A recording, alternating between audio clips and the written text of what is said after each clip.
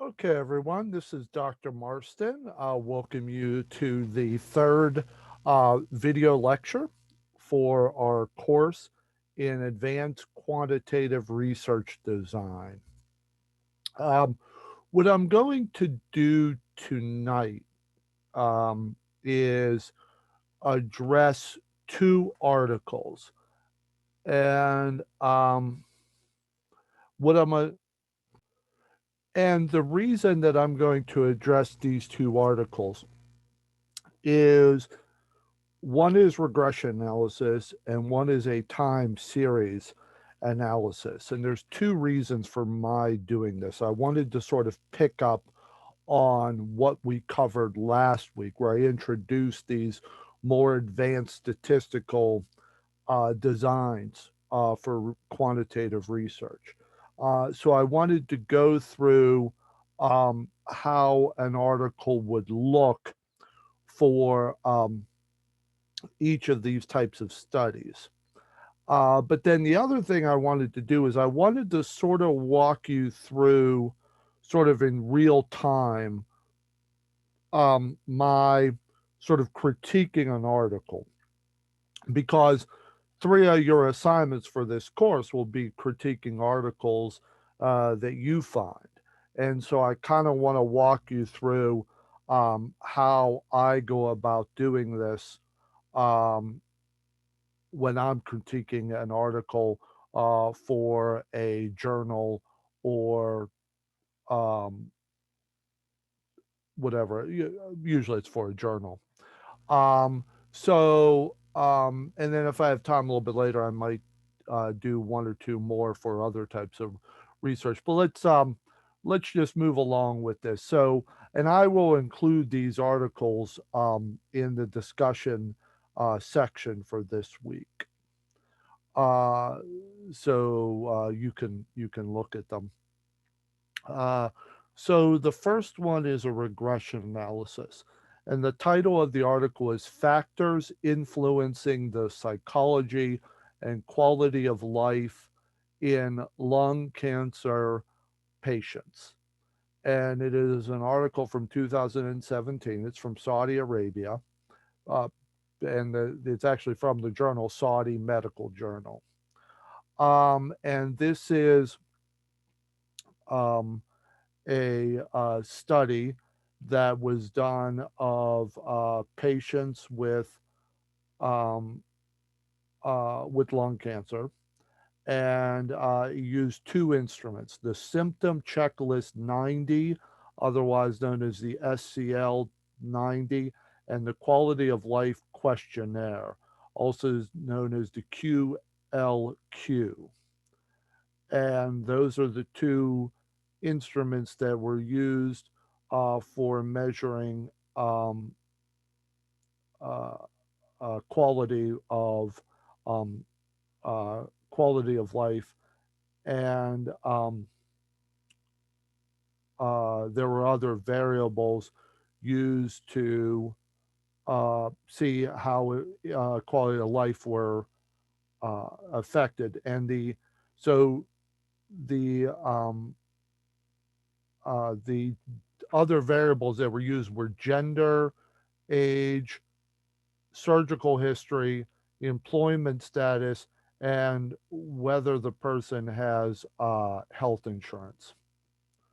So, um, so let me just go through.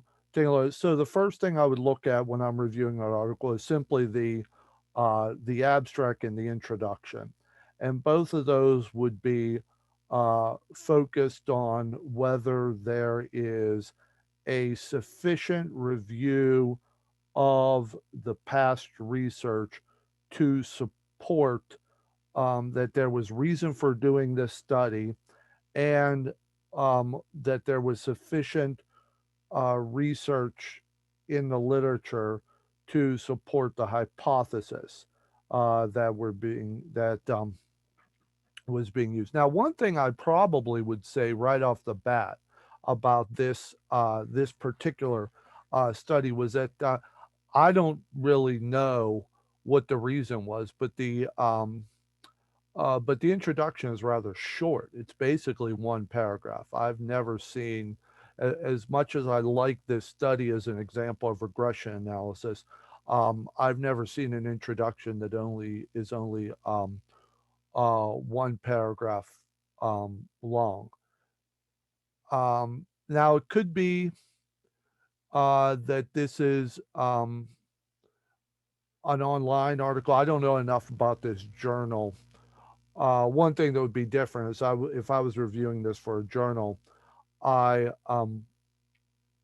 would probably know more about the journal. So I don't know if the Saudi Medical Journal is a maybe if this is the rule, but unless it is specifically the uh, in the sort of rules of the journal, so to speak, I would have a problem with an introduction section that is only one paragraph long. And in this case, there isn't a whole lot of discussion about um, what was in the research to suggest that studying this particular topic was useful.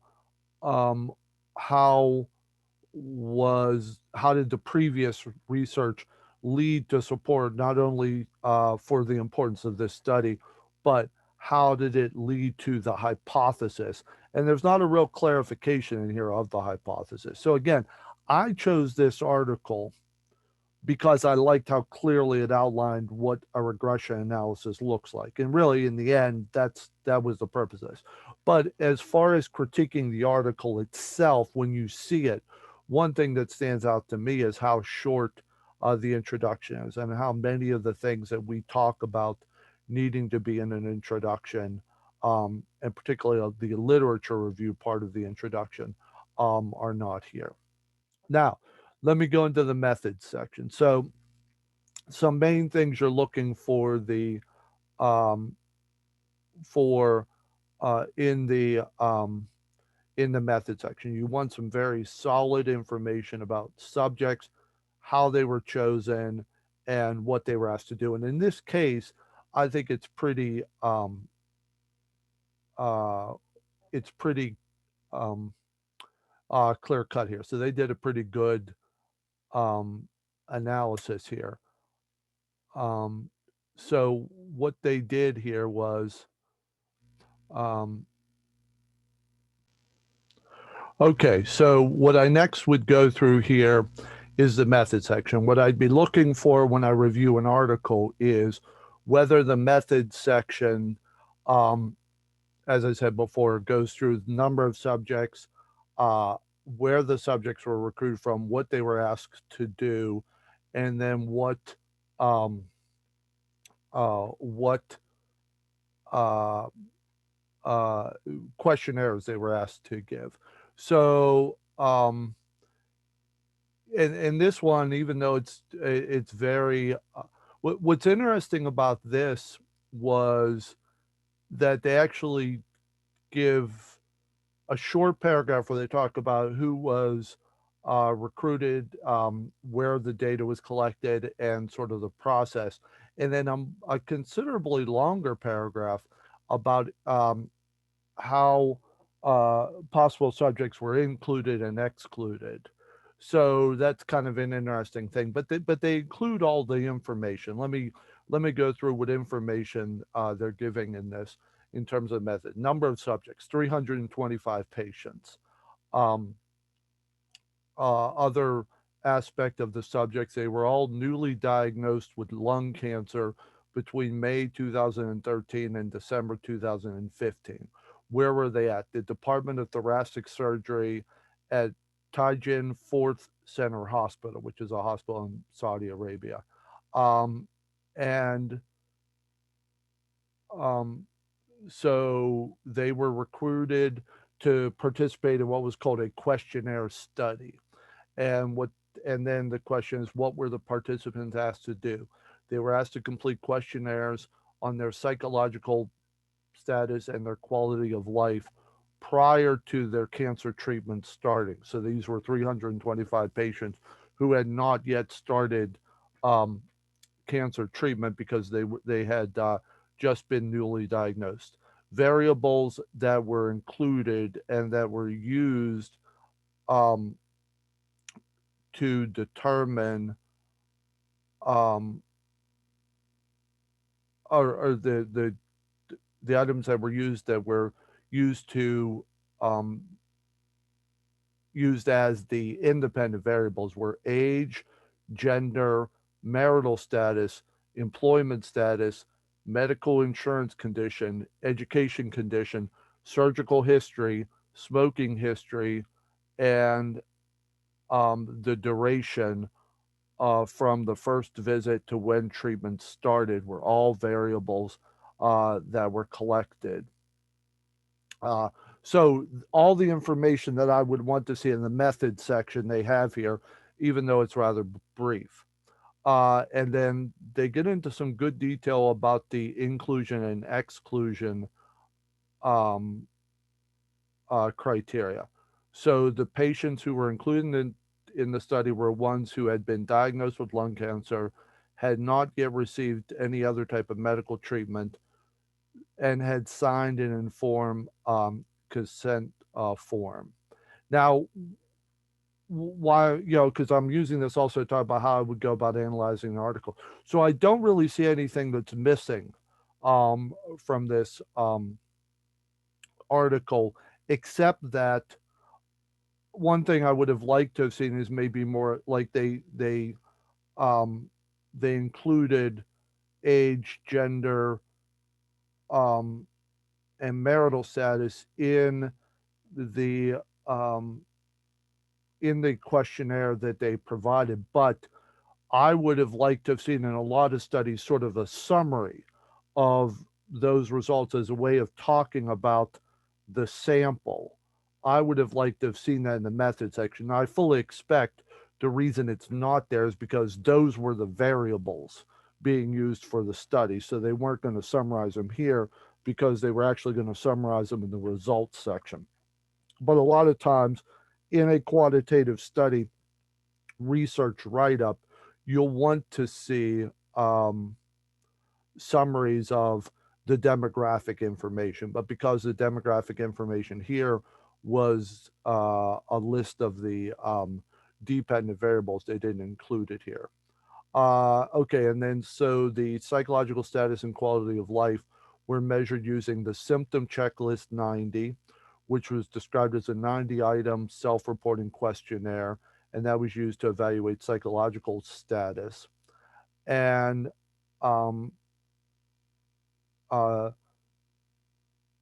and then the other one was the quality of life questionnaire, and that was a 30-item uh, uh, questionnaire that was used to determine quality of life.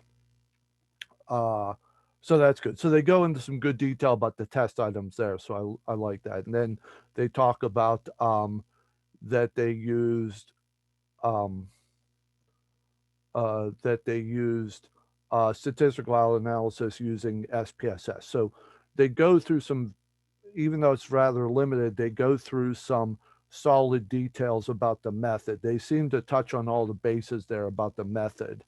Um, when you're reviewing the articles for your papers, what you probably want to have handy is the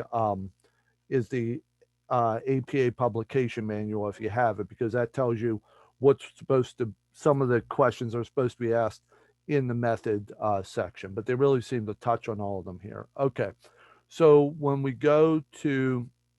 um, when we go to the okay, now what was interesting about this study, and um I'm going to tell you that I didn't like this. This was something I would have been critical of. Um, but I, I still thought this was a good example of a recent regression analysis. But since I'm also talking about this from the context of how you analyze an article, since that's one of your going to be one set of your assignments. I thought I would talk about that here. Um, you may have caught that there were two measures of uh, sort of quality of life there. There was a quality of life measure, and then there was um, a measure of um, psychological symptoms.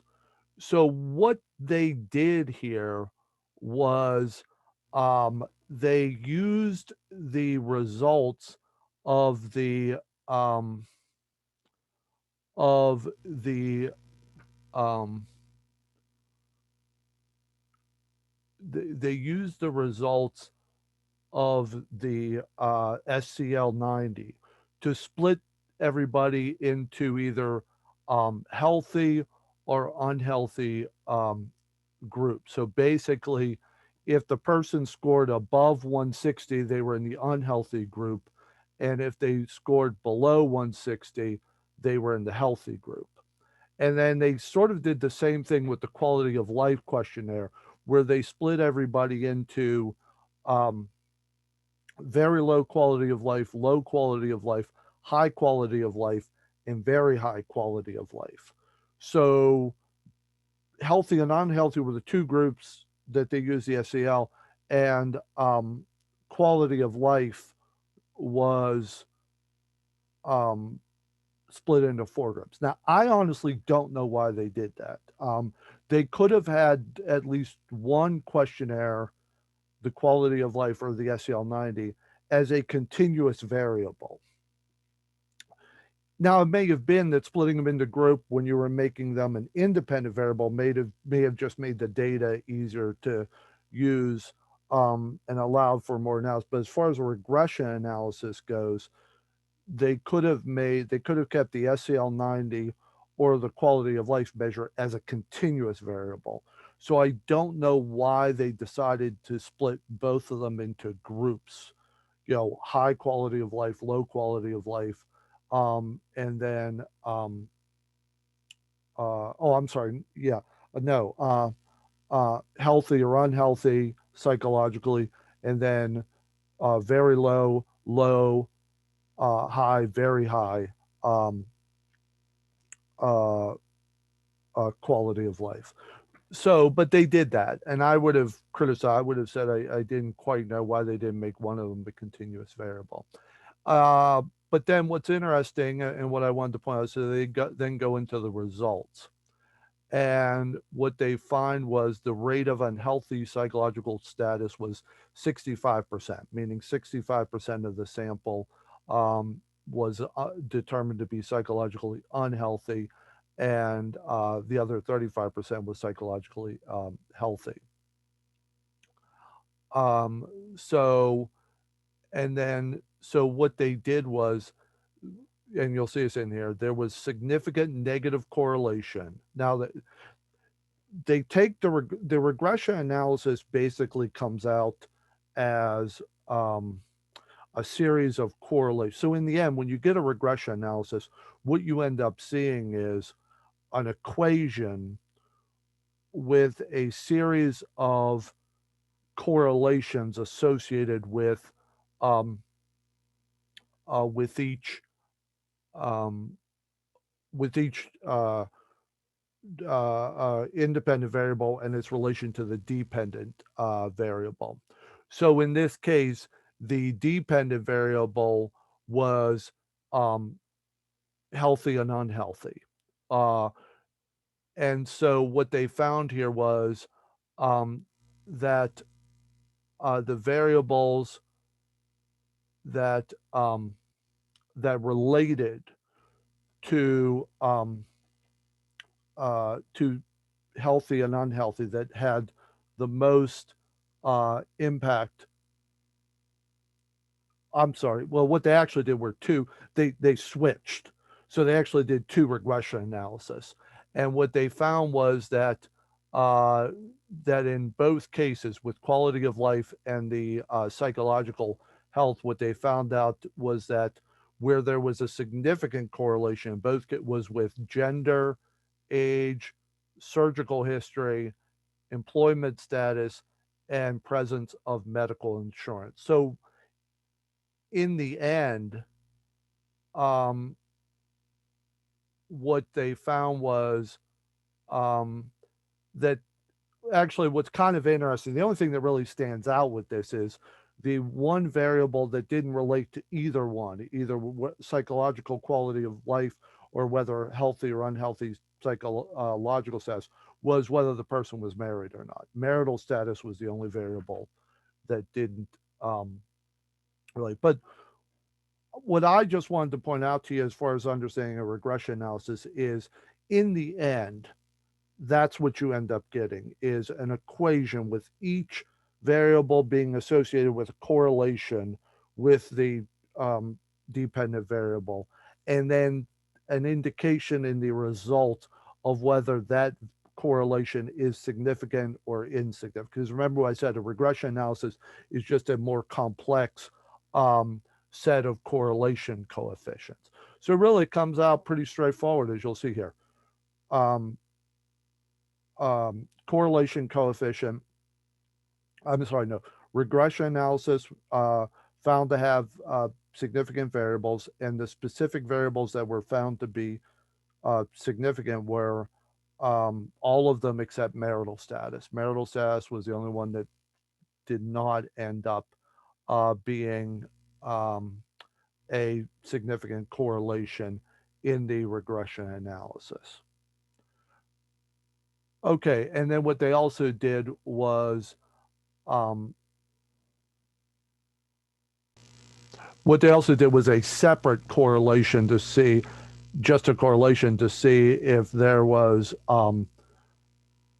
any correlation between SCL, between psychological status and quality of life, and there was found to be a um, a significant correlation there.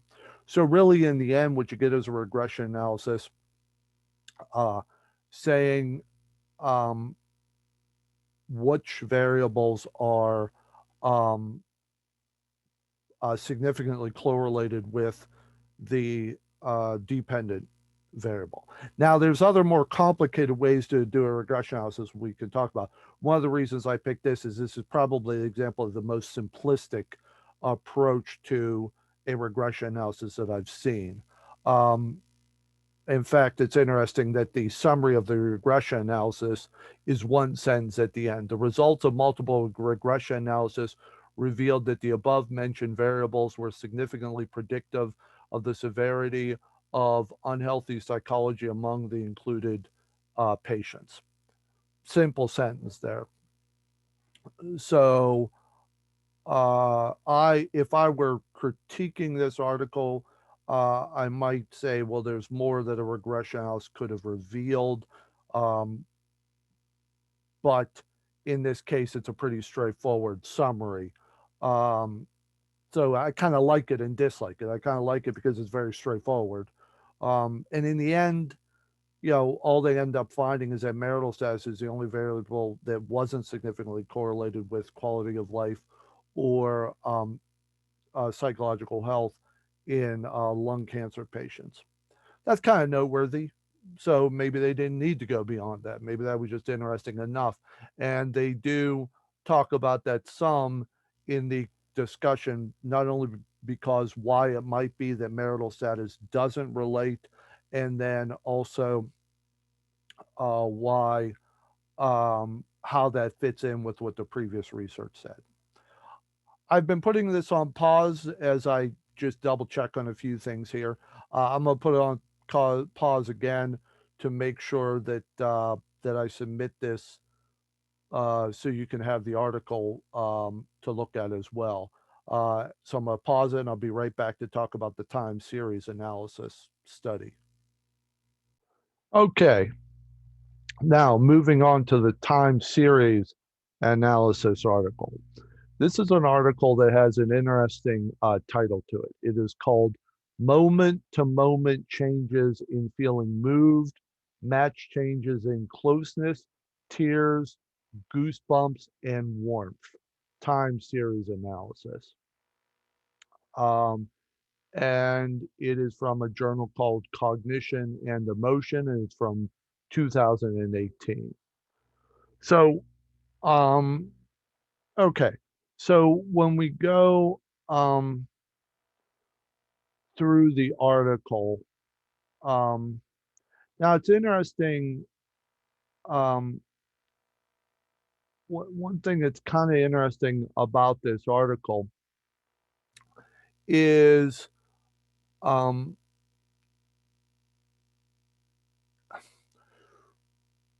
that it makes reference to how we respond to being touched by other people. Um, and it specifically talks about labeling one's feelings as being moved or touch. And they actually use a Sanskrit term, kama muta, um, which I believe I'm saying right. If any of you know Sanskrit, I apologize if I messed that up, but I think that's how it's pronounced. Um, and it is a component. That is the term for the overall social relation emotion that we experienced that we experience when connecting with other uh, people. And what this is a time series analysis is about is the moment to moment report that people feel um, when watching um, videos. So, and the things specifically that were measured in the reports moment to moment from individuals were judgments of closeness, reports of weeping, goosebumps, warmth in the center of the chest, happiness, and sadness. So now I tell you what, I'm looking at the abstract here. So I will tell you what the results were, and then we'll go through sort of how the results were reported.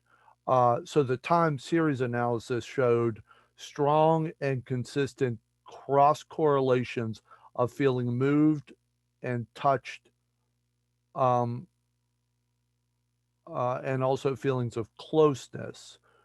So there were strong cross correlations of this feeling closeness and feeling moved. Um, with the three physiological variables. So that would be goosebumps, warmth in the center of the chest, and weeping. There also was another variable that was experts rating how much communal sharing was going on at the time. And that was also correlated with times when people felt moved, touched, and closeness. Um, what was not significantly correlated in the time series analysis was feelings of happiness and sadness. So again, going through this whole idea that we're um, uh, starting with the literature. And the literature review is pretty good. I mean, it goes through a lot of the research. It goes into um, this idea that underlies the whole uh, the this whole idea that what's being looked at here is what we in English would describe as being moved, touched, heartwarming, or and stirring. Those are some of the words. Um, increases when we also experience what we would call closeness. And this is all a study in trying to figure out what variables relate uh, to those feelings. Okay, so going through, so what they then talk about is uh, the time series approach that they planned. And again, there are 8 variables. 7 of them relate to the people uh, who are reporting on how they feel at the time, or measurements of those individuals. And then the eighth one is a separate evaluation by experts on whether there appears to be closeness uh, um, among people in the video being used. So the being viewed. So the seven variables have to do with the reaction of the person watching, and the eighth variable is the expert rating of how much closeness there actually was in the variable. Because the seven are thought to um, relate to uh, how much closeness the person is responding to, but the eighth variable is actually the measure of whether there actually was closeness in that video. So, and then what was happening in here is that the method was uh, collected. The method involved collecting data online, and participants were asked um, to watch one video at a time while continuously reporting um, uh, how they were feeling at the time.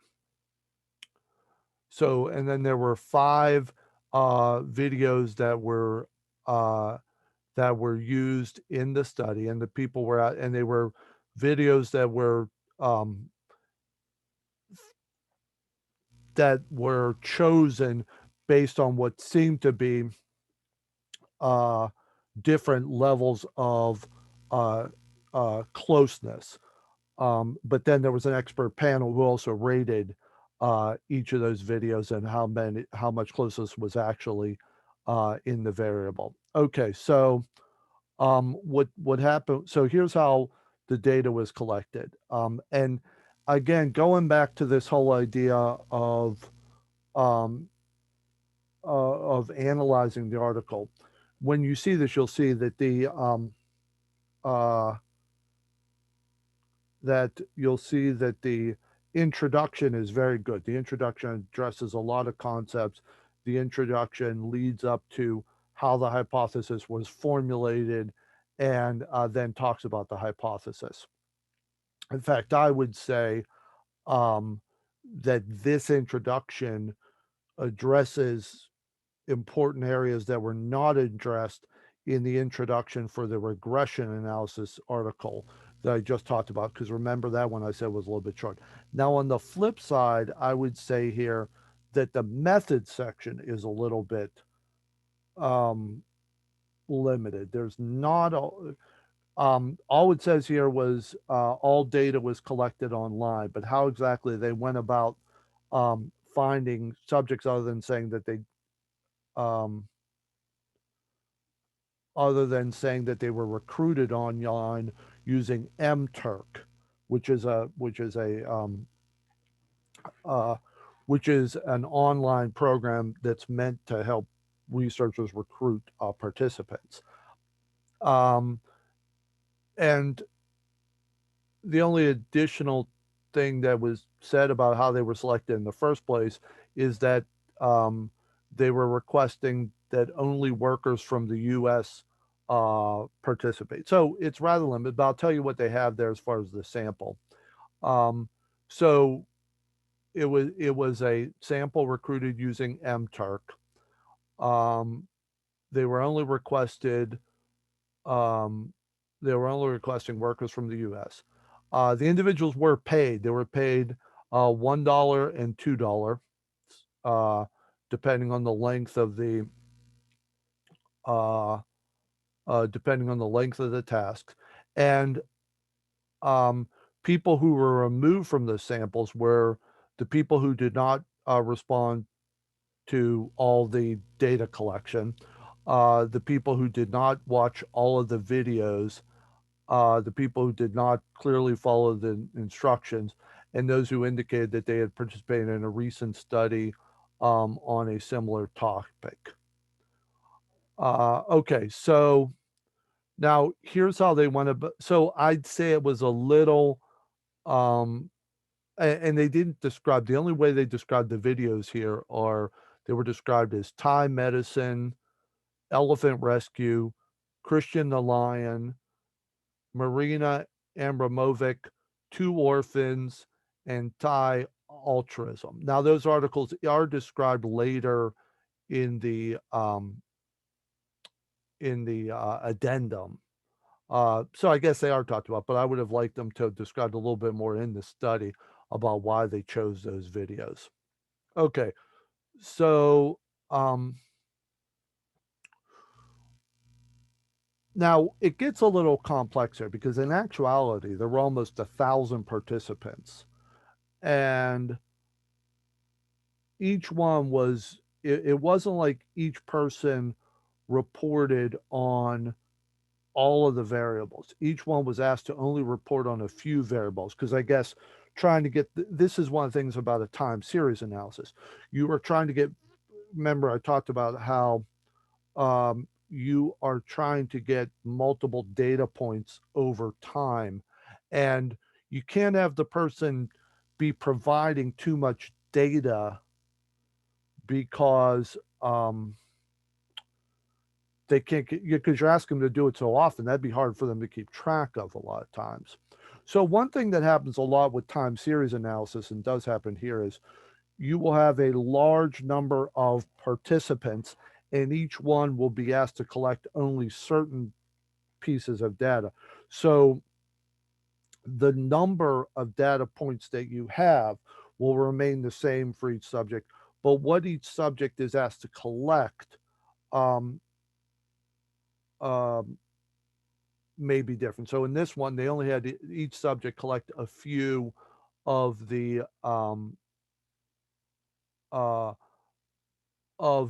uh, variables, and they were asked to rate on a 5 point scale.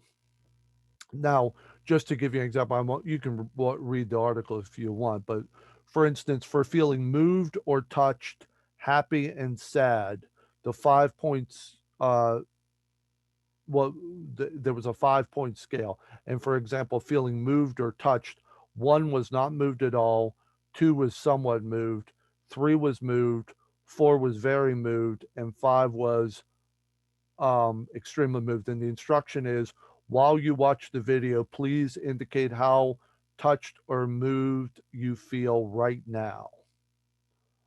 And then there were other similar scales. And so there was a lot of trying. Now, one thing I like about the method section is a lot of detail about what people were asked um, to what they were asked to report. Now, I mean, one thing that I think would be good here for you to read is, if you only read one part of this article, go to the results section, if only because you'll see the complicated set of statistics um, uh, that they give here. Um, Now, one thing you will notice is um, there are tables, and what they mention is cross correlation function at lag 0, lag 1, and lag 2. And remember, lag 0 would be correlating all the scores all at the same moment. And then lag 1 would be with the next one over, and lag 2 would be with 2 um, over. Now, what you will see there is um, this will be in table one. Now, one thing I want you to notice when you view it is it's all um, uh, correlations. And in fact, what you'll see here is uh, two correlations for each one. So for each comparison, there's one correlation and a slash and another correlation. And it says before, after detrending and smoothing. Detrending and smoothing is a process that gets very detailed, but the bottom line is the one that you want to really consider is the one after detrending and smoothing, because basically what that does is remove all the noise from from the data that can occur when when you are gathering data over time. And so what you'll see there, um, what you will see there is then the uh, uh, the correlations and what is called Fisher Z transformed, and that's where this uh, detrending and smoothing comes in. So um, those are all the colors. You'll see those in table one, and then what you also see there are graphs that show the smoothing both before and after these. Um, I'm sorry, the time series analysis results. The graphs will show the time series points both before and after this detrending and smoothing. And then, like I said, what the results showed was that the significant correlations were between this feeling of touched and feeling closest with the physiological um, data, and that included weeping, goosebumps, and warmth in the center of the chest, and also feeling moved with whether there was basically the last one. The last one that was a significant correlation is kind of basically there was a correlation between whether the person reported feeling moved and whether the experts said that there was actual closeness in the video. So it kind of um it kind of I don't want to say it's evident, but it's kind of what you would have expected that there was this hypothesis that these seven variables all related to the individual's reaction, how they would respond internally when they felt moved or touched. Um, um, but uh, so the feeling of being moved or touched was then also correlated with the experts saying, um, I'm sorry, uh, the feeling being moved or touched was associated with closeness, and whether there were feelings of closeness, and there was a relationship with whether the experts said there was actual closeness in the video with whether the person reported feeling close. But what was interesting here is uh, that this feeling of being moved and touched was associated not with sadness or happiness, but with the physiological symptoms um, of, like I said, goosebumps, warmth in the chest, and weeping. So there was a real strong physiological reaction. And so it kind of suggests that when we talk about feeling moved or touched, we really feel it physiologically more than even emotionally, and that actually is what the researchers were proposing. But I really like this. Um, I like this article just as an example of what you're looking for in a time series analysis. So actually what I'm going to do here in a minute is I'm going to finish this lecture to give you a little bit of time, not only now that you've heard the lecture, to go through and look at these articles, and in particular, look at uh, table one and look at all the materials after the reference section, so all the supplemental materials. And again, I I I don't want you to get overwhelmed by the stats in there. Those aren't the most important things for now. There's just a couple things I want you to keep in mind. One is, in the end, what they found was over time um, the feelings of um, goosebumps, warmth in the chest, and crying as being related to the concept of feeling moved. And so just look at the variables and try to get a sense of where that's being referred to. And I just want you to see what the results of a time series analysis look like. And I also want you to really get the sense of both with regression analysis and time series. If you look at these results, what we are in the end talking about is a very complex way of using correlations. And I think that's important to keep in mind as well.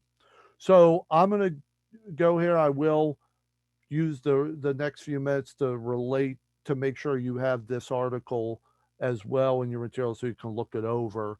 And as I said, I just want you to get a sense of what a regression analysis and a correlation analysis looks like, and also give you a sense of how I might approach an article review, since that's what you're going to be doing um, in um, in some of your assignments. Okay, I will look forward to seeing everybody on Thursday.